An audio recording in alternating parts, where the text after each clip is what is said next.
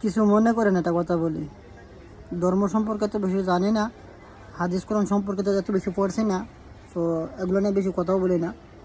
তো আমরা যখন ছোটো ছিলাম, সবে বেড়াতে রাত, মানে মসজিদ একবারে কানায় কানায় ভরপুর হয়ে যেত মানুষ, একবারে কানায় কানায়, মানে মসজিদের বাহিরে বারান্দার বাহিরে মসজিদের আঙিনা উঠান ওইখানে পর্যন্ত মানুষ কানায় কানায় থাকতো। বিস্কিট নিত, মোমবাতি নিত, তখন বিদ্যুৎ ছিল না, মোমবাতি এনে দিত, বিস্কিট নিত, মানে এবাদত করতো, বন্দিগি করতো, মাঝে মধ্যে আমরা খাইতাম, অনেক চুরি করে খাইতাম, মানুষের দিচ্ছে ওখান থেকে নিয়ে খেয়ে ফেলছি, ছোটো ছিলাম খেয়ে ফেলছি। তখন এত আলেম মৌলানা ছিল না, এত ফতুয়া ছিল না, এত হাদিস ছিল না, মসজিদ কানায় কানায় মানুষ ছিল। আর এখন এত এত ওয়াজ, মানে ওয়াজ, মানে এত মৌলানা, এত বড় বড় বক্তা, এত বড় বড় মৌলানা, কিন্তু যত দিন, মানে দিন দিন যত বক্তা, যত মৌলানা বাড়তেছে, তত মসজিদে নামাজের সংখ্যা কমতেছে। আমি বুঝি না এগুলো আসলে।